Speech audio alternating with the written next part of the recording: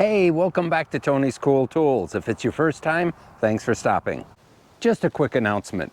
A number of you had ordered these log tongs, both the long and the short, as well as the tree pusher from Viking Mountain Tool Works, and they happen to be out of stock.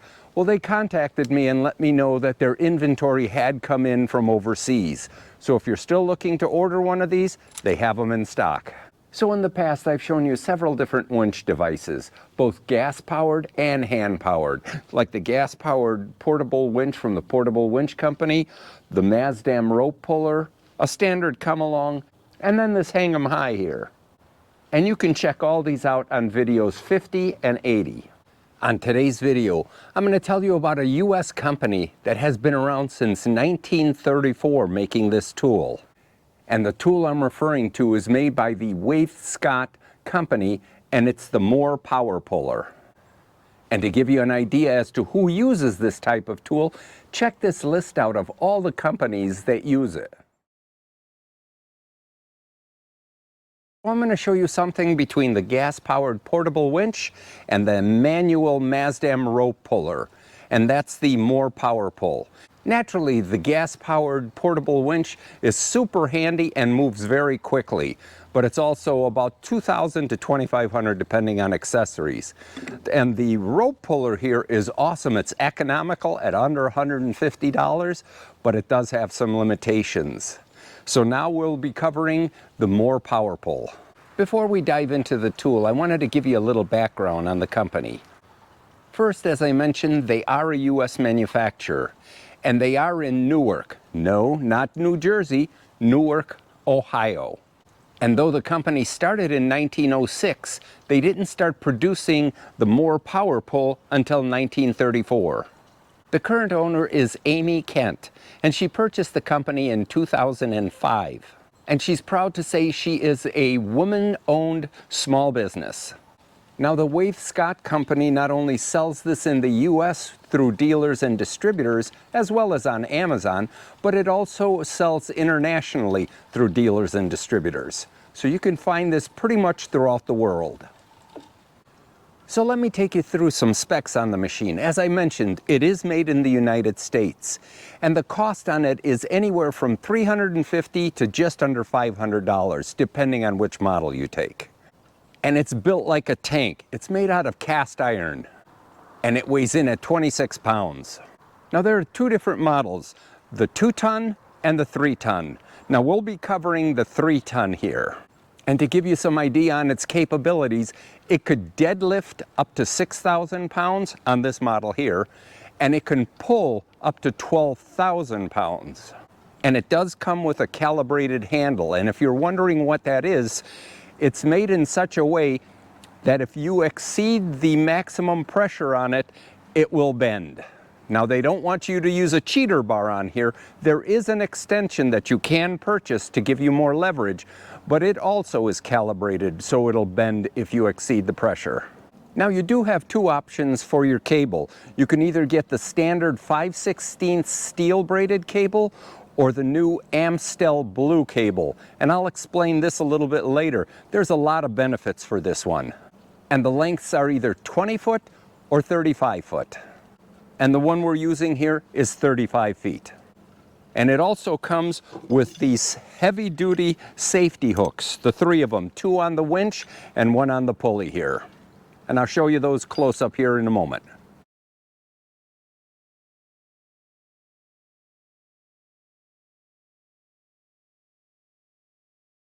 So let me tell you a little bit about this Amstel steel rope here. Now, you may not believe this, but it is stronger than steel, stronger than braided cable. And it's made by the Samson company. And any logger who uses ropes is very familiar with this company. The average strength on this 5/16 rope is 13,700 pounds. So it's basically exceeds the expectations of that puller. And though it's tough, it is so light, it floats on water. And I know many of you who have UTVs and ATVs with winches on them have switched to this because there's a lot of benefits. And a couple of them, for me, are one, They don't fray like a steel cable, so you constantly get pricked with all the little cables or little strands that are coming out of it. But one of the best parts is this does not store energy, unlike a steel cable. So when you're pulling and this starts getting tight, if it should snap, it's not going to come back at you like a cable or chain would. And some other side benefits, it doesn't rust or it doesn't kink, and it spools up easier. Now before we use the unit, we have to do two things. And I know most of us take the instructions and just throw them away. But in the instructions, they have a colored sheet in there, and usually that highlights something. So there are two things, as I mentioned, we have to do. The first one is we have to grease the unit. And that's super easy. There are holes right over here on the yoke on either side. And they want us to use a white lithium grease. This happens to be a liquid wrench brand. They're pretty good, but any grease will probably do. And if you have this little straw inside there, it makes the job go easier. Otherwise, if you have a grease gun and you do have the hypodermic option on it, you can pump that in with some grease as well. And the second thing we have to do is, though the cable comes on the unit, it's very loose. If I tried to use it now and on a heavy item, I would bind all this rope up. So I have to pull the rope out and rewind it with tension. And I've got my UTV set up in front of me here. I'm going to pull it towards me. That'll be enough pressure for me to tie this or to wind this rope back on. So I'm going to bring you in a little closer to show you how easily this operates. So there are two things that you have to do if you want to release this rope or bring it back. And if you want to release the rope, the first thing you have to do is push the handle down. And what that does is it releases the pawl from the gears here. So that's the first part. You press it down, it releases. The second thing you do is you pull this back. Now this free spools. If you want to bring the rope back to you, all you do is start pulling it, depending on which side, counterclockwise or clockwise, as you can see here, and it will retract the rope. So as you can see here, I've stretched out my cable and attached it to my UTV and put it in neutral. There will be enough resistance here for me to roll up the cable properly on the spool. Now the one thing that you want to make sure you do is you want to have at least 4 wraps, if not 5 wraps on here when you start. You don't want to go any less than that. And while it's going, I will be watching this to make sure that it doesn't spool over onto the one side or the other and bind up.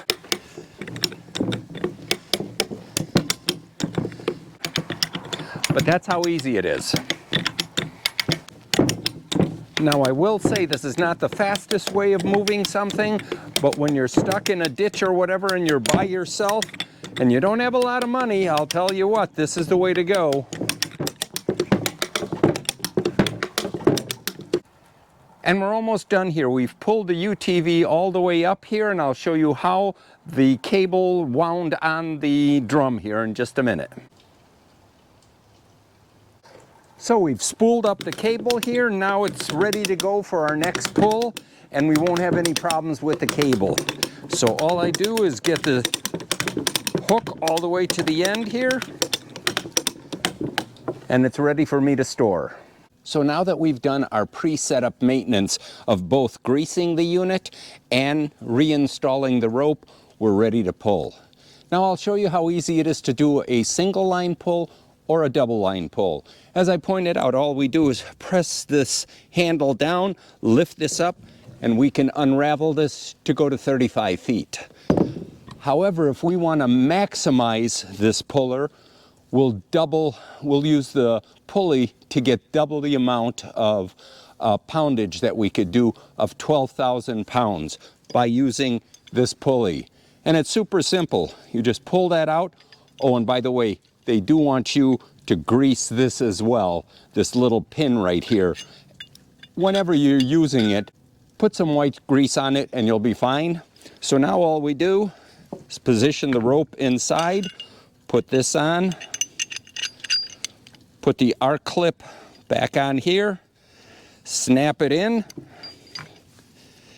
And now what we're ready to do is we can undo the rope, bring it right back to itself here, and clip it right on.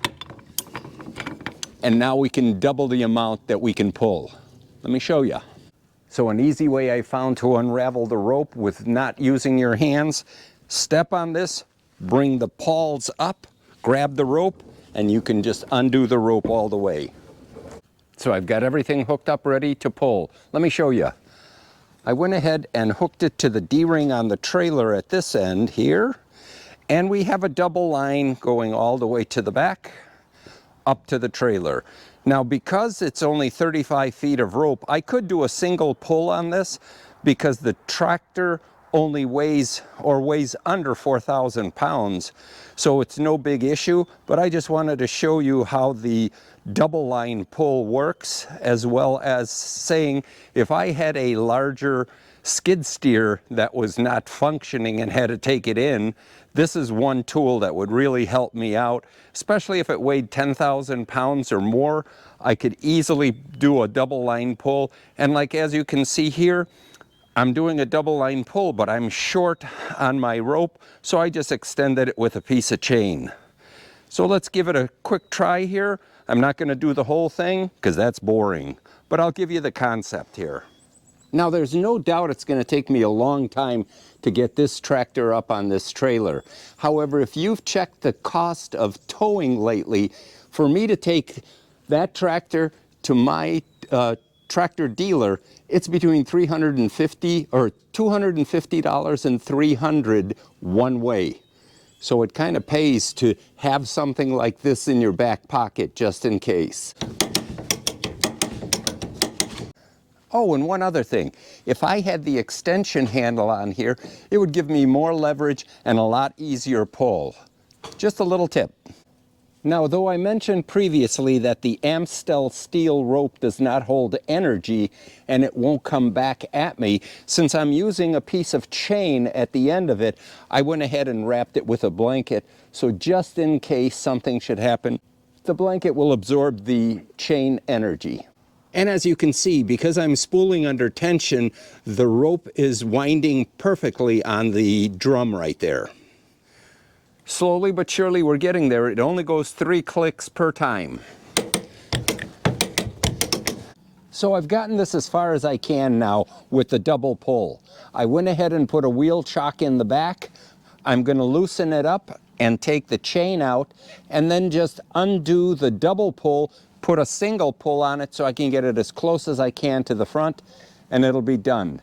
It's taken me about 18 minutes to do this, but that's also with moving the cameras and talking to you. So theoretically, I could probably do it between 12 and 15 minutes here by myself using the more power pull. And besides rescue and recovery, the more power pull will be awesome taking these snag trees down. All you do is make your cut, attach your more power pull to it, and start winching away.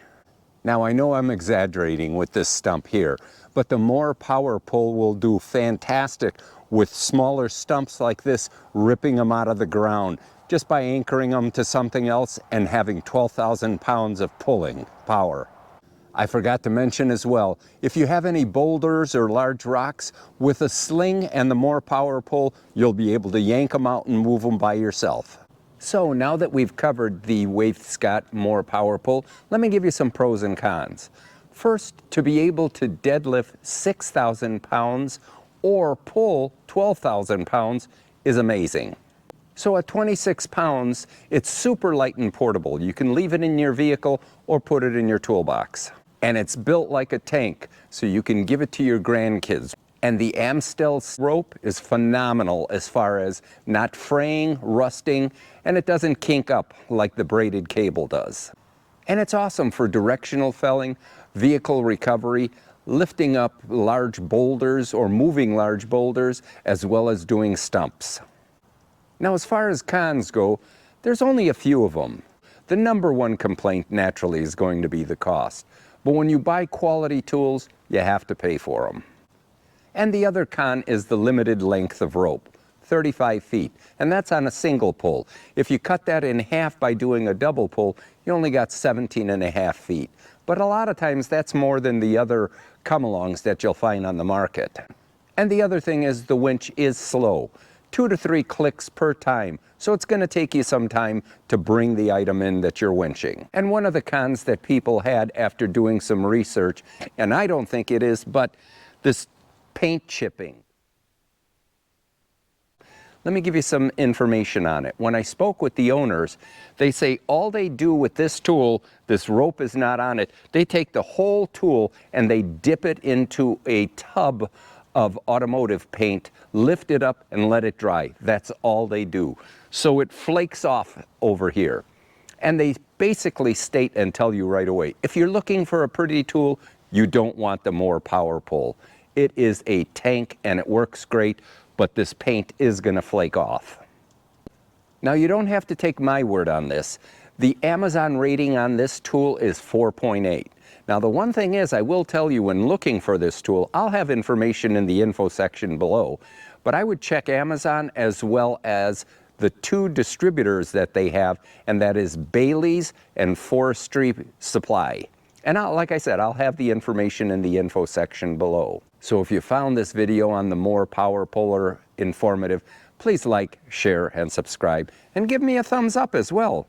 And remember, pass it forward. Make the world a better place. And don't be a tool. Watch Tony's Cool Tools. Until I see you next time, have a great one.